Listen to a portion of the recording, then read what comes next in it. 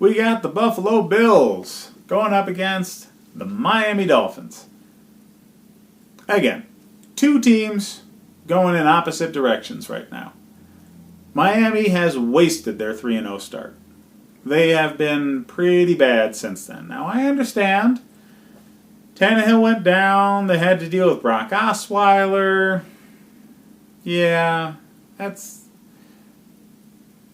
Their best receiver went down. So there's reasons. But yeah, they haven't kept it together. And they don't have enough veteran leadership to do so. Veteran leadership is what brings you out of funks like the one that they were in dealing with the last few games that Osweiler was the starter for them.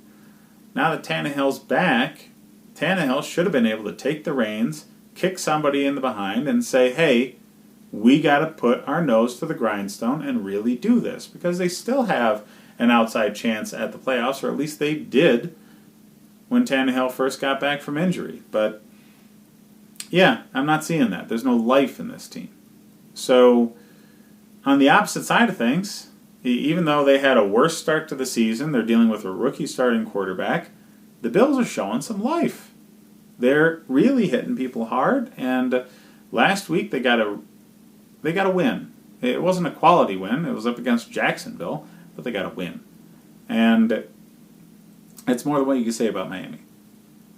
So I would expect the Bills to carry that energy through. I would expect Miami to stay stuck in the mud, and the Bills are just going to punch them in the mouth.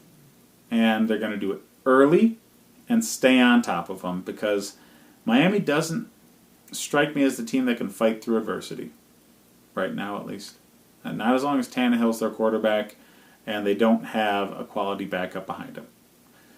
Now, the strength of the Bills' defense is their passing defense. So Drake is still going to get his. Start him in this game. He's a running back 2, tickling a running back 1 this week because of the matchup.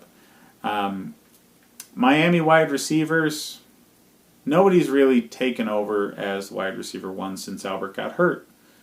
And it's very hard to gauge who's going to get the ball. And considering they're going up against a very good passing defense in the Bills, I wouldn't start any of them. Drake's the only worthwhile play on the Miami side.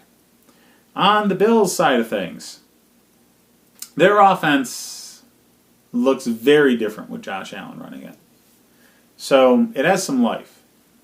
That doesn't say much. The life it has is he can move. I mean, he broke the team record for yards in a game in rushing last week. And they had Tyrod Taylor. So, yeah, he can run, he can throw, and he's enough of a dynamic player that Miami's not going to really always know what to do with him. Now, they'll have answers for him. He's a rookie, so he's not going to know what he's looking at all the time when he's throwing the ball. So I'm not saying that he's just going to dominate here. I'm just saying he's going to do enough to make sure that his defense can carry home a win. So, if you're going to play anybody from Buffalo, it's only 2 options. LaShawn McCoy, who looks much better the last few weeks. He's a running back 2 at best, though. And the Bills' defense. This is a good week to play him. It's probably the last good week to play him all season, but it's a very good week to play him. Miami is vulnerable, and the Bills' defense is... They're hungry, and they're fueled on turnovers, and they've been getting them in streaks. So expect Tannehill to cough up the ball quite a few times in this one.